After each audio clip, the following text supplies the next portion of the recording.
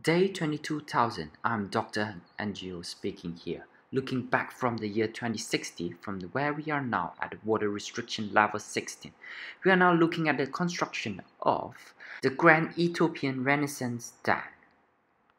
During year 2010 as the starting point of the water wars, which defined the last 50 years of the geopolitical issue, resulting more than 140 villages in Egypt downstream ran into a constant drought for more than 50 years.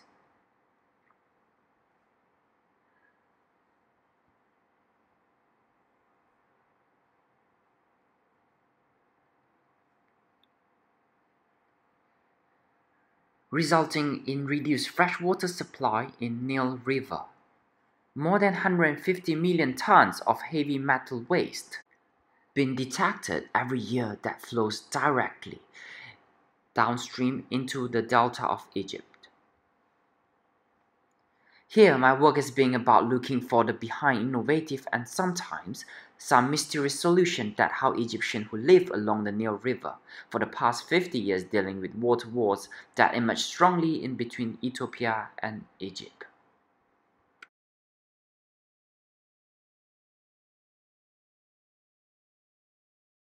97% of the Egyptians' water source is from Nile River. This water was forcing the Egyptian reclaiming land at the delta ever since year 2020, reducing the lake size down to 60% as there are insufficient water supply into the Nile River. Year 2030, global water restriction level number 2. There are at least 40% of the water population at high risk of drought. That is where Egyptians had even came up more ideas and infrastructures to combat with these water wars, and now many of these tools are still undiscovered. Year 2035, water restriction level 3. In the context of Egypt Delta, I have used this narrative as a tool to restage the water failures in Egypt to create awareness towards global water issues. Taking this narrative of the political, social, economic, and cultural, transforming this concept into the world through eyes of an archaeologist. The first example is this ingenious water desalination water system located at the coast of Nile Delta. We can look back at these ruins of vertical image taken in year 2035, the Grand Egyptian Inner Aqueduct Ring. The desalination ring was constructed due to Ethiopia Dam uses more than 25 years to fill up the water dam, heavily affecting 95% of the agricultural works downstream.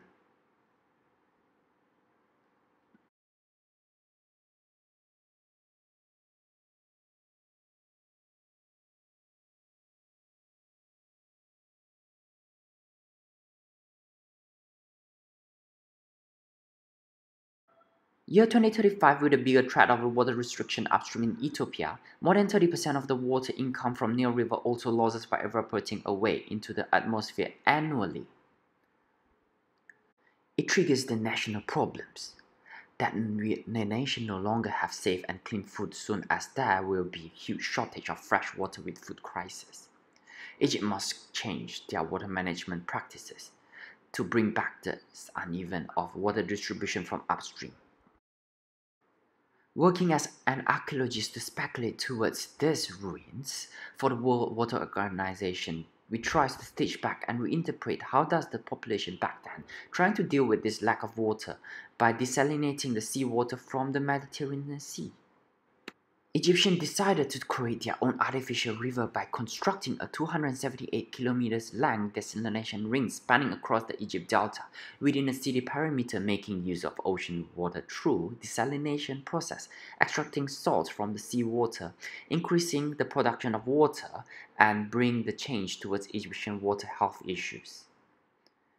This is a part of ruins in Egypt desalination inner ring. Designed in radiation transmitting system, the collected water will be delivered to every farm field and household with a distance of 10 km per station and collection point to able to reach more than 100,000 families. With this, every volumetric of water has been traced and any above polluted level will be notified to the nation.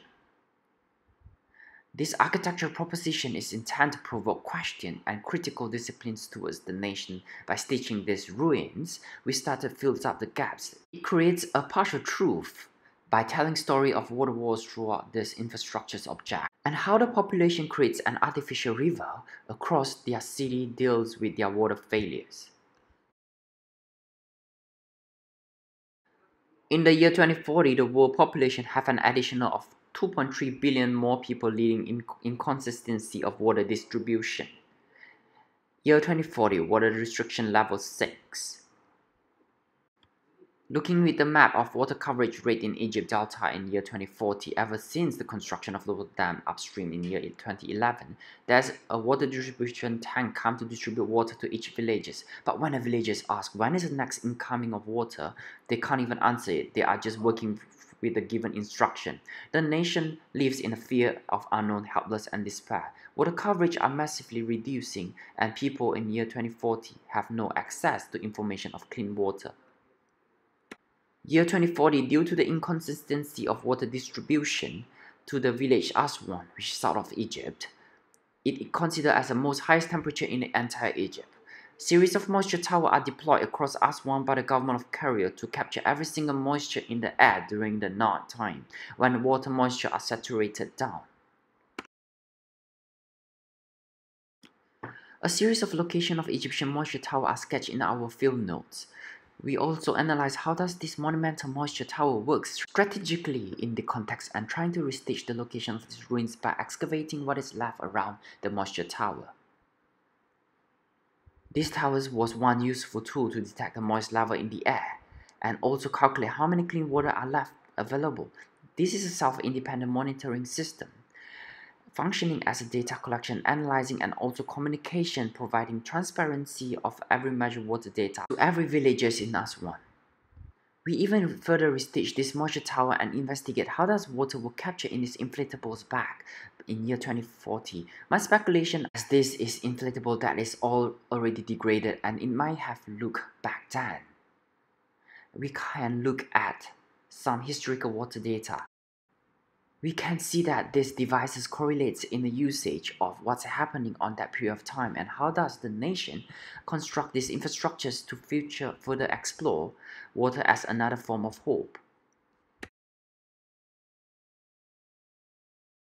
Year 2045 at a water restriction level 9.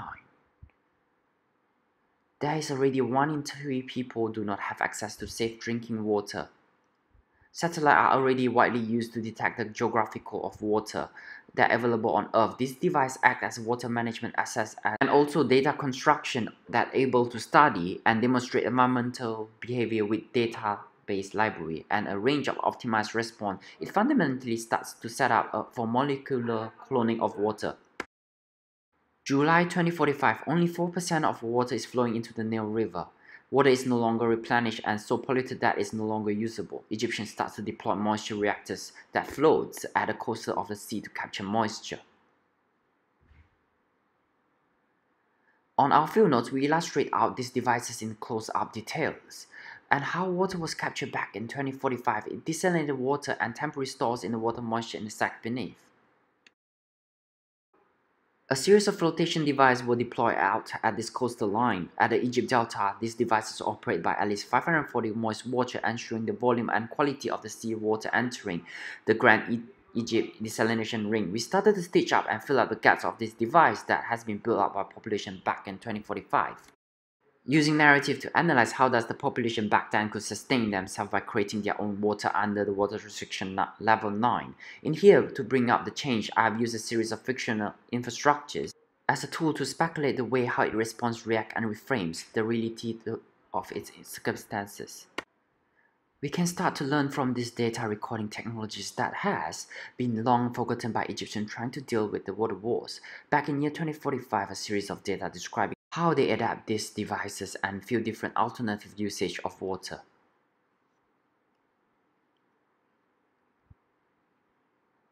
Year 2050, water restriction level 12, when the water is no longer supplied by the Upper Nile of Egypt. Surface water and vegetation were hard to come by. Most settlers in that era was forced to be nomadic. From agriculture farmers to become moisture farmers, they survived by harvesting humidity from the atmosphere via moisture farms. At this period, Water was already almost a thing that everyone has to work hard for it. These moisture evaporators were deployed all over the field at Upper Nile River. These devices are nomadic and hover across the landscape, according to the moist forecast map on the next day. In year 2050, moisture evaporators are essential tools during that period, operating by moist farmers that drew whatever little moisture they could capture from the planet's dry air. Averagely, each moisture farmer that worked in the moisture farm could farm approximately 1.1 liter per day. With our exploration, I further explore these devices through architecture speculation and the relationship between technological, lifestyle, landscape, and also Egyptian cultural ideas. Looking back at these moisture farmlands, the moisture farmers stands for an important role in the society during 2050s, as they harvest most basic necessity for the entire human race. So I've used fiction to be a tool to help me unlock this inherent power. These are the tradition where narrative scenario and representation are used to explore the ways in which architectural performs in the world of drought and low humidity rate at the Upper Nile River. Today, year 2060, I've stitched up the timeline for 4 different phases for the past 50 years to further understand the consequences of the water wars that resulting in great impact, leading to construction of these infrastructures that are working towards the global health water issue. Here I have used fiction to reveal information about now from the voice of the future. If they can foresee what has to come, maybe the Egyptian back then will have the different decision on how they will manage their water. Today, water scarcity is one of the most pressing humanitarian crises facing the world today. Accessing the water resources have a far-reaching political, economical, and social implication. So what is in the glass of water? Who owns it? The project starts to stimulate me to further use fiction as a tool for me to explore more on global water conflicts.